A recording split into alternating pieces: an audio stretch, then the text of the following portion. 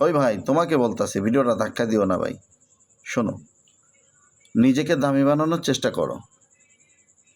যদি নিজেকে দামি বানাতে পারো তাহলে সব জায়গায় দাম পাইবা। কারণ হলো, এই পৃথিবীটা কিন্তু স্বার্থপর।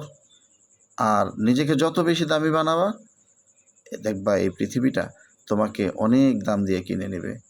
আর নিজেকে মানুষের কাছে যতটা সস্তা বানাবা, দেখবা পচা মাছের মতো তোমাকে দেখলে মানুষ নাক টিপ দিয়ে তোমার কাছ থেকে দূরে চলে যাবে।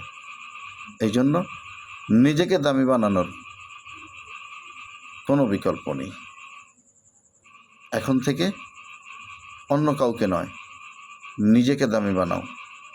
দেখবা সফলতা তোমার হাতের মুঠোয়।